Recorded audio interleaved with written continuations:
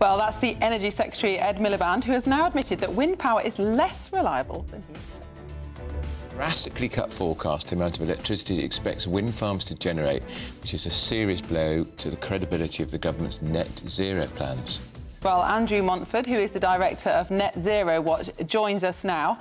Andrew, good morning. Thank you for joining us on the show. Now, you suspected this all along. In fact, you've been warning for some time that wind power isn't nearly such the reliable and efficient generator of energy that the government claims.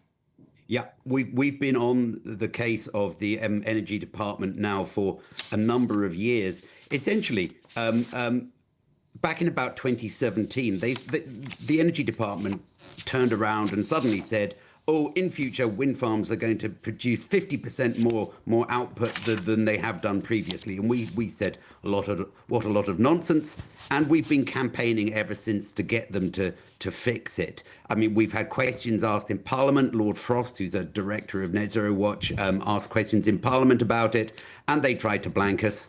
Dame Andrea Jenkins, who was previously a director of Net Zero Watch, also asked questions in Parliament, and they blanked her too. We've written to the permanent secretary, and he's blanked us.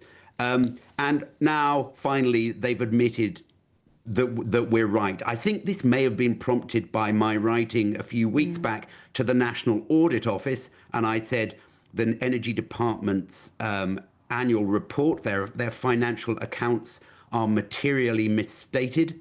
And I think now they are going to have to correct those accounts because of this. But there's a bigger problem because of these overinflated estimates of how much power we're going to get from wind farms. All the official estimates of how much net zero is going to cost the UK are grossly understated. It's going to cost hundreds of billions of pounds more than we've been told. So this is an absolute disaster for the net zero agenda. And really, it should be the final nail in its coffin. We have to admit it is a financial disaster. It's a financial impossibility, and we need to change direction. So I mean, a financial disaster, it's a disaster for net zero. It's a disaster for everybody listening and watching, Andrew, because it's going to mean their energy bills are going to soar even higher. But what can this government do? Can they go back to the North Sea, for instance, and explore more, release more gas and oil? The answer isn't in the North Sea, really, because oil and gas are traded commodities. So right. If we got more oil and gas here, the benefits would be traded away to Europe. But we can do something about the electricity system. Now, the Conservatives and Reform are talking about maybe cutting the subsidies to wind farms.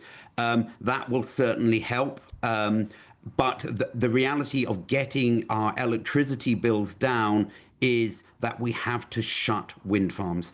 There is absolutely no way of avoiding this. We've built far too much cost into the system. The only way to get back again is to take costs out of the system. And the only way to do that is to close down wind farms.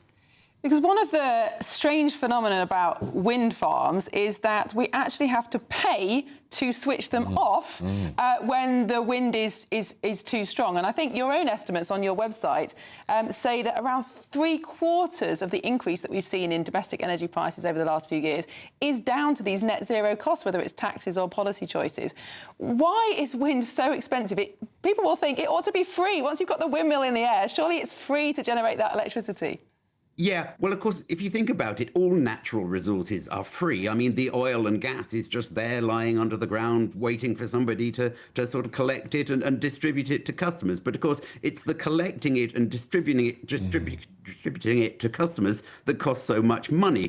And of course, because the wind is very diffuse, you need a huge amount of equipment to collect it, whereas oil and gas, it's very dense and all collected in one place, so you actually only need a single well to extract it. That's the basic reason why wind is so expensive, but also because it's intermittent. So it doesn't always get delivered. So you also have to have a backup system, which means gas-fired power stations, which sit there for quite a lot of the time doing nothing. But you absolutely cannot switch, make them go away.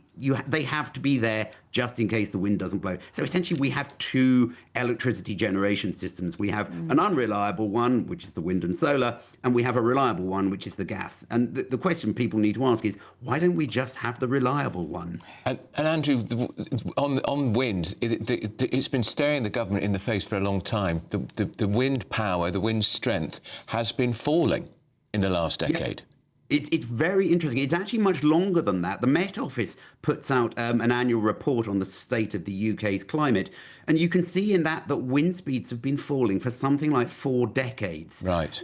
Now, whether this is something, this could just be a coincidental trend. Maybe it's something to do with human-induced global warming, and that's just going to lead to lower wind speeds in the long term. I know of some scientists who suggest that is the case, in which case tying ourselves to wind is even dafter, isn't it? I mean, we have the sensible way of looking at this is, what are the costs, what are the benefits? It is clear now that the costs of net zero vastly outweigh the benefits, i.e. it's going to be worse than global warming.